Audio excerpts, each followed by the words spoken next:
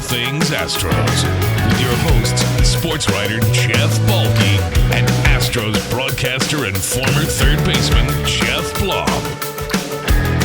Now, here's Balke and Blummer.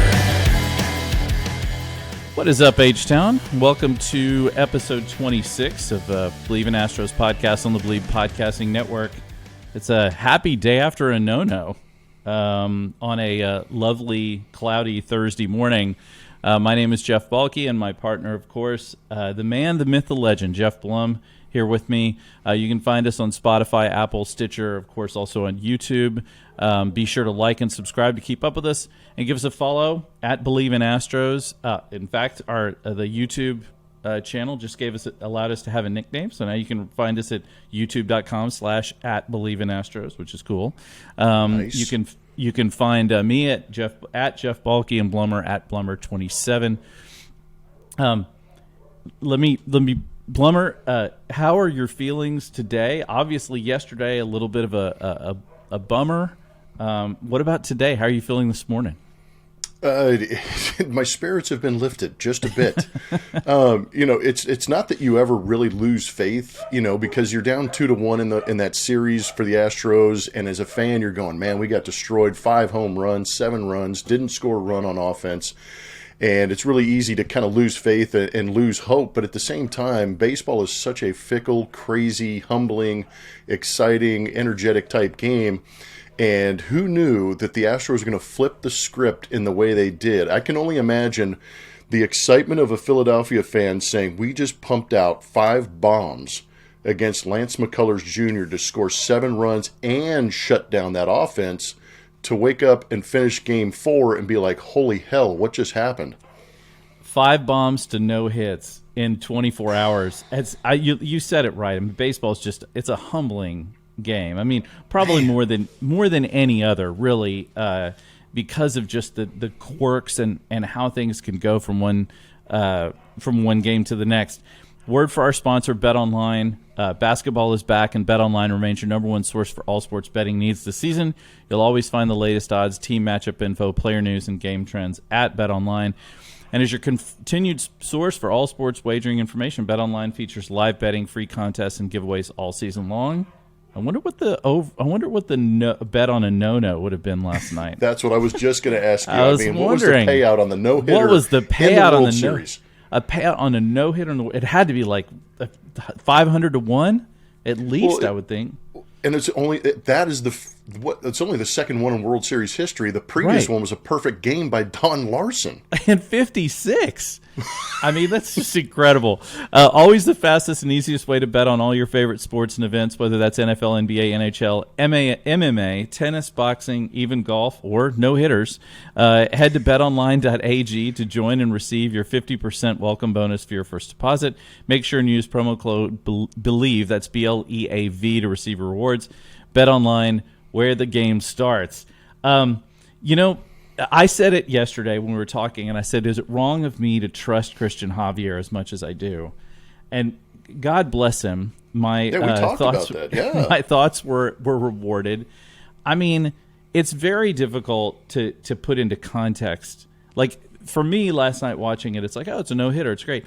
But then you start thinking about that this has only happened twice in the history of the World Series, which has been going on since 1903. We're talking 119 years. Do the math. 1, 2, 3. Carry the 4. We're talking almost 120 years. I mean, 120 years, and it's been done twice. And the only other time, like you said, was a perfect game by Don Larson in 1956.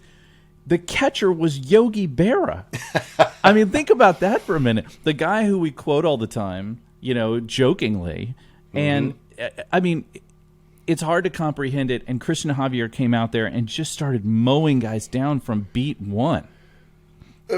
And going into that game, like you said about Christian Javier, we love this guy. And the reason we love this guy is just because of that calm demeanor. Yeah. What I love is when these guys get to this level and get into the playoffs. You're on this national stage. You get to introduce yourself to everybody across the country. And a lot of people just got introduced to Christian Javier their impression obviously is going to be a much greater than maybe they anticipated, but we always knew that he was competitive. He was good. His fastball played. The occasional slider was very good. But in liking him, you want so much for somebody that you like. And he went out there and achieved the ultimate goal in the World Series. And that was really, if you put everything in context, think about the importance of that game to the Houston Astros. They were down 2-1 in the first game of 3 games in Philadelphia. Going into Game 4, they knew it was almost a must-win for them to not fall behind 3-1 with the potential of a closeout game the last day in Philly. Now they've definitely forced an opportunity to get back in front of home fans, which I absolutely love and I've talked about. But for him to step up on that stage and do what he did was absolutely remarkable, and he did it in that El Reptile demeanor where he was just a silent assassin, just calm as could be, and just proceeded to step through each at bat and just wiping out Philly hitters who were probably coming into this game extremely confident about how they swung the bats the night before and got completely, literally shut down. Well, you and I have talked about it since the first time we started talking about the World Series, and that is their susceptibility to the high heat.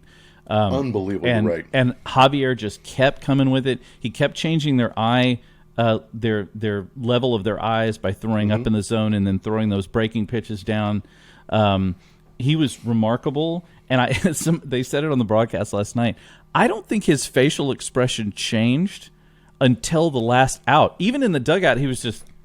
I mean, the guy is just every shot they had him, he was just deadpan. It was unbelievable. It was crazy. I mean, there are some guys, they talk about guys where their heart rate slows down, in big moments or stays the same, and other guys where they get revved up. I mean, he is clearly a guy who's got his blood pressure under control.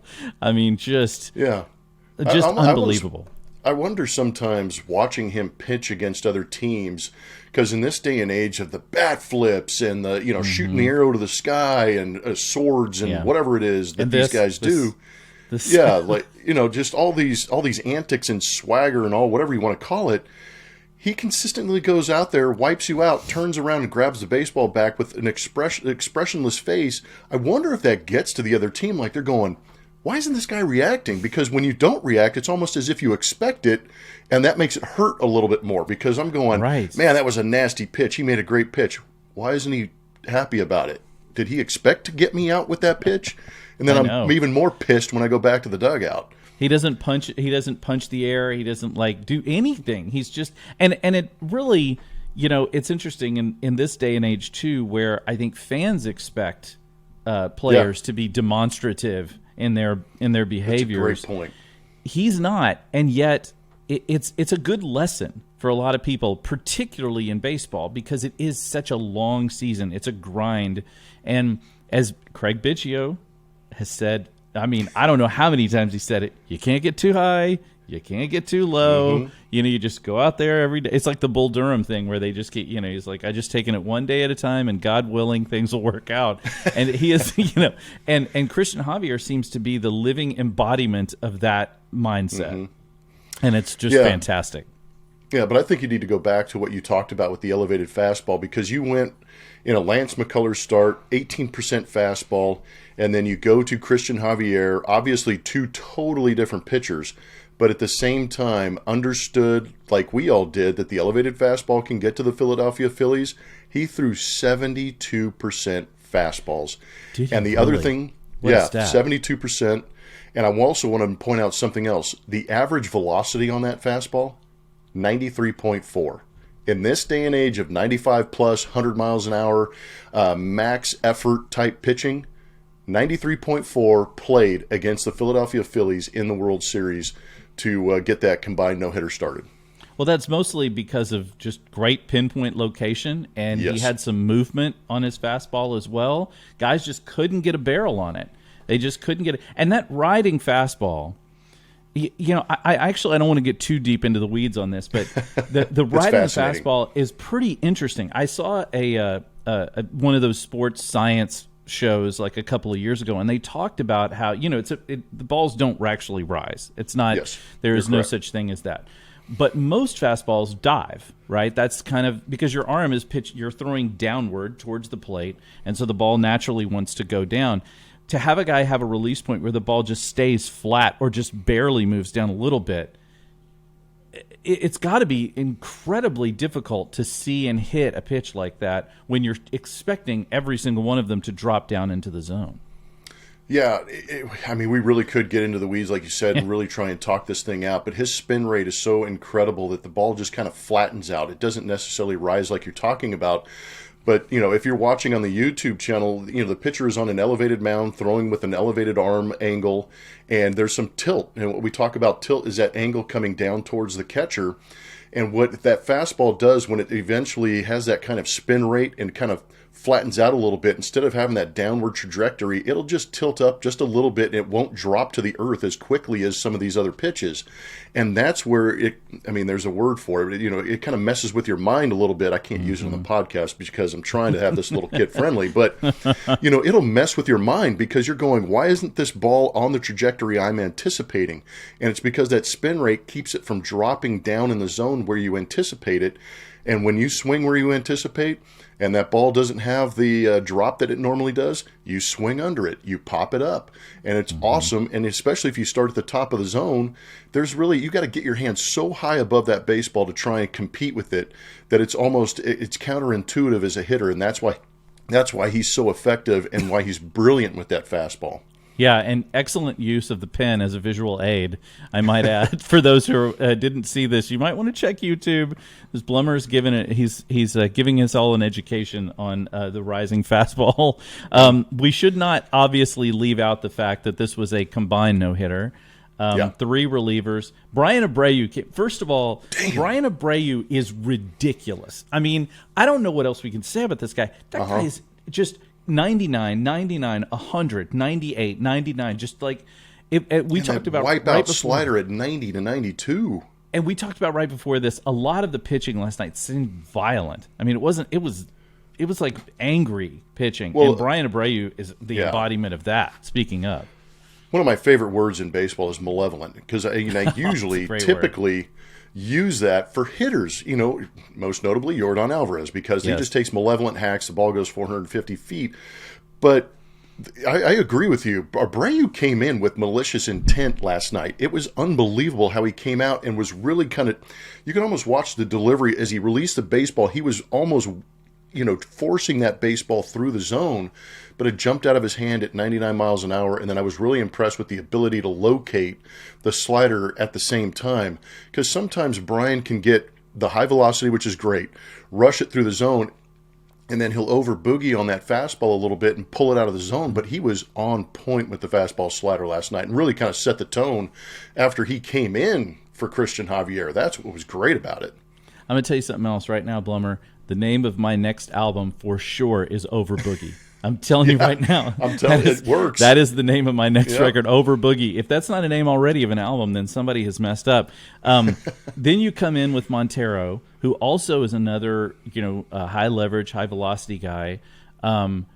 Just with some violence and some real intent with his pitching. Yeah, and he's got good 3 pitches, fastball, slider, changeup, and he's also got that same, Brian Abreu is a little more animated when he's on the mound, but then you bring in Montero, who's very similar to Christian Javier, who kind of has, it's almost a workman-like attitude, and I love the fact that these guys come out with that attitude and just say, I'm going to come at you.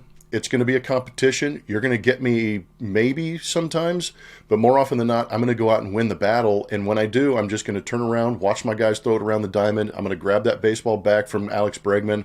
I'm going to step on the mound and treat the next guy the same way. And that workman-type mentality, I think, was excellent in the sense that they got the 5-run lead, and none of these guys out of the bullpen really changed their mindset. They pitched as if it was a tie game, 1-run game, and they were going out there trying to eliminate those hitters and get their offense back to the plate. That's what was awesome to watch. And I think you have to. I mean, given the fact that that these teams are so potent. I mean, the Astros scored all their runs in the 5th inning. So a big inning from the Phillies is not anything to be shocked by. In these 2 ballparks, you're right. Yeah. Yeah. I mean, they really. I mean, as we've said all along, one of the keys to this game is to avoid the big inning. Yep. It's super crucial, and the Astros were able to do that last night. And then Presley comes in, finishes it off, and just takes care of business. This reminds me a little bit of was it Dotel Lidge Wagner Oh, man. trio? I got to play third base behind that stuff, man. You talk about just taking your glove off, crossing your arms, and going, wow, this is awesome. Right? I mean, that's what it feels a little bit like. That was dominant back then, and this is dominant now. And and Ryan Stanek didn't even pitch. I mean, yeah, because he looked filthy the night before. You're right. Right, exactly. So we should also say, as we're mentioning this, that Christian Vasquez was the catcher last night. It was not Martin Maldonado, and good on him. What a well called game by him, and he really kept everybody just focused and just very impressive. Christian Javier, man, he could really be that secret weapon in these last couple of games to get the win to go to the World Series or win the World Series, just because that energy he had behind the plate. It was almost after that first inning, his ears kind of perked up and pinned back and went, okay, Javi's got it.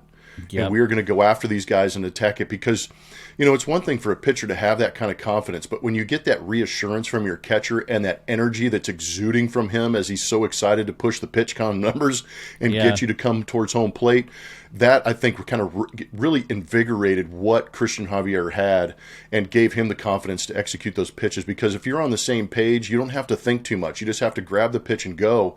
And I think that really kind of helped what Christian Javier was doing with having Christian Vasquez doing what he was doing behind the plate.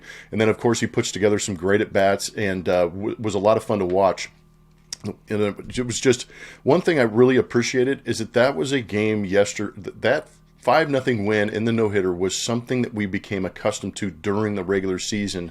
And I think it was great to see the Astros as a team recognize, we're still those guys. We can go out there and win. I agree with you. And especially, all 5 runs in 1 inning, no long balls, just timely hitting, and also a timely shot to Yordan Alvarez's backside. Well, man, that kind of gave him some hope, man. Right. I took a 99-mile-an-hour heater right into the butt. I mean, let's be honest. That's what he took. Well, the most padded part of the body. Yeah. Well, it's a great part of the body, number one, because there's a lot of muscle, but also Yordan signing that big contract, that wallet gets in the way, and you're like, that's all right. Exactly. He either turns around, he's like, just hit me in this big fat wallet. It's all good. It's all good. That obviously a big inning. That nothing bigger than Bregman's his double off his of postseason clutch gene is it needs to be replicated by somebody. They need he's unbelievable. An opposite field double off of a crazy pitch too. I mean, it wasn't an easy pitch to hit. That was a high fastball, kind of away. I mean, and he just stuck his bat out there, took it the other way, and hooked that thing into the corner. Really, just exactly what we expect from this Astros team. We saw that last night for sure. Yeah, well, great pitching, good defense, timely hitting, and they got all the timely hits. They recognized a weakness in the pitching of the Philadelphia Phillies by getting those base runners on. Finally started to create that kind of pressure, forced Rob Thompson's hand to go in there and get Alvarado. He doinks Alvarez, and of course, Alex Bregman, understanding situations as well as he does, knew that he was going to have to put together a great at bat, which he's been doing his entire postseason career, and got a pitch up out over the plate that he could handle and rifled it into right field. That was those are back-breaking moments in games. Well, especially because you have to feel like maybe it unsettled Alvarado a little bit. First pitch he comes in and hits, the first thing, all he wants to do is try to contain this disaster. And the first thing he does, the very first pitch out of his hand, hits Yordan Alvarez. He was brought in to face Alvarez, lefty on lefty. And so that's got to unsettle a guy a little. And he comes right back against Bregman and has to reset. And I can't imagine that was easy for him. We head into Game 5. And it's Verlander versus the bullpen. So Verlander had he hasn't been good, except for one game this postseason, but he does have a high heater. And you've got to think that Verlander watched Christian Javier last night and was like, all right, I don't know if he spent a little time looking at his own mechanics, because it was obviously his mechanics were off in Game 1. Yeah. What are you expecting to see from him tonight? Well, I think you're right. You've got to go to school a little bit, and make adjustments. And he's been one of the better guys and really kind of embraced the analytics since coming over to the Astros, and kind of tinkering with the mechanics and trying to get the right feel. He's one of the most prepared, hardworking starters. That's why he's still pitching at this level at 39 years old. But like you said, I think once you get to a certain age and you've accomplished certain things of being an all-star, being an MVP, winning multiple Cy Youngs, and then you start to say, okay, where's this legacy heading? In the regular season, phenomenal. In the postseason, there's been some hiccups, and I think, you're only as good as your last start kind of idea. Yeah. This could be the last start of 2022 which will be a Cy Young year for him, and will be an opportunity for him to put his team ahead 3-2 on the road and bring them home with an opportunity to close out a World Series. I think there's a lot of factors going into this, and then hearing him talk about making the adjustments like you just talked about to the delivery, and putting that in combination with watching what Christian Javier was able to do and his kind of approach. Hopefully all of that, I'm trying to channel all of that positive energy and all of that, all that history and potential into one start for him, to get him go out there and hopefully win that first World Series game for him. And if he's able to go out there and execute that fastball at the top part of the zone, because he has maybe about 2 miles an hour more than Christian Javier. So does that play well at the top of the zone? I think that's something he's got to explore early on. And if he does get those guys up in the zone, then that turbo slider works down to keep them, like you said, changing eye level, changing speeds. But that being said, I think there's also a lot of emphasis on how Dusty Baker handles the situation.